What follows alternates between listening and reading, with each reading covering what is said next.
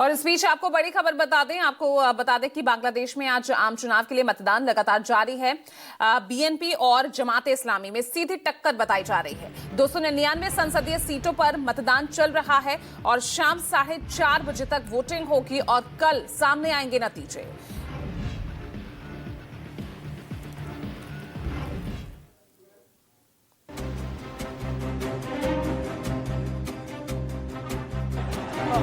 हिंसा, आंदोलन और अराजकता की आग में लंबे समय से जल रहे बांग्लादेश में आज की सुबह बदलाव की किरण लेकर आई है, क्योंकि बांग्लादेश की आवाम आज अपने मुल्क के विकास के लिए वोट करेगी।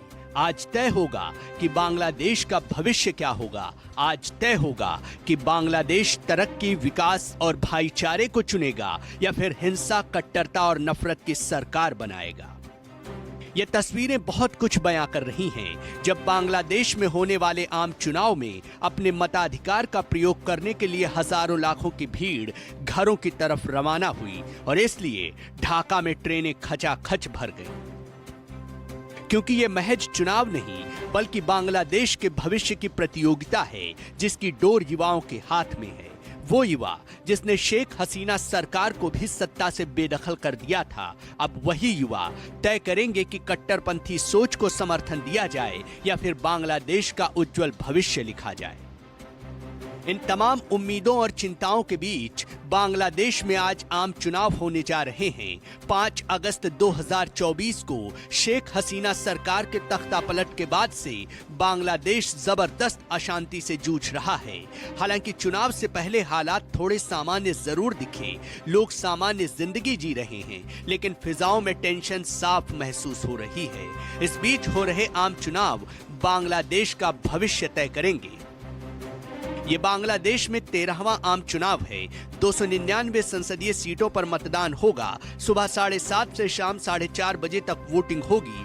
वोटिंग खत्म होने के तुरंत बाद काउंटिंग शुरू होगी। चुनाव के साथ ही जनमत संग्रह भी होगा। इसे जुलाई चार्टर कहा जाता है। इस बार बांग्लादेश में चुनाव को लेकर जबरदस्त तैयारियां की गई हैं। चप्पे चप्पे पर सुरक्षा बल तैनात हैं ताकि किसी भी तरह की अराजकता, हिंसा और गड़बड़ी न होने पाए।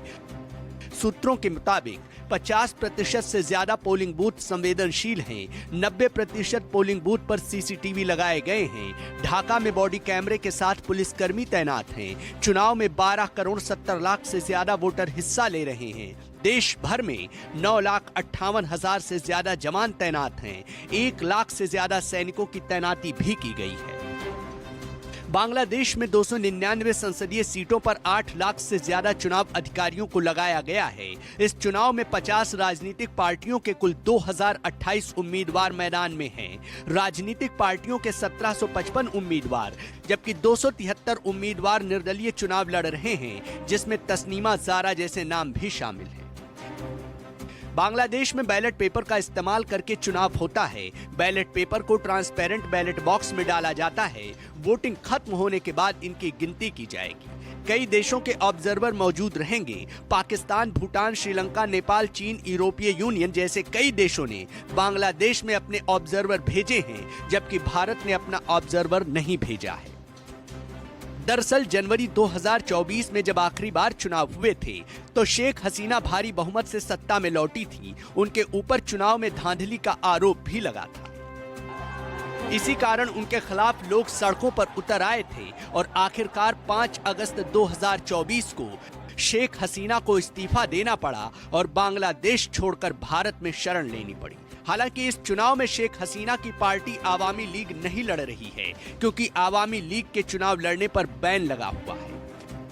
बहरहाल इन सब के बीच बांग्लादेश में बदलाव के लिए आज मतदान है। मुख्य मुकाबला बीएनपी और जमाते इस्लामी के बीच है। एक्सपर्ट्स बीएनपी की जीत की भविष्यवाणी कर रहे हैं, जबकि जमात को भी अच्छे प्रदर्शन का भरोसा है, जिससे डॉक्टर शफीकुर रहमान प्रधानमंत्री बन सकते हैं। अगर बीएनपी जीती तो पूर्व पीएम खालिदा जिया के बेटे तारिक रहमान प्रधानमंत्री पद की दौड़ में आगे होंगे। ऐसे में सवाल है कि बीएनपी या जमात किसके सिर पर सजेगा ताज, ये आज तय हो जाएगा और इसी के साथ बांग्लादेश की तकदीर की तस्वीर भी शाम तक साफ हो जाएगी। Bureau report, news 24।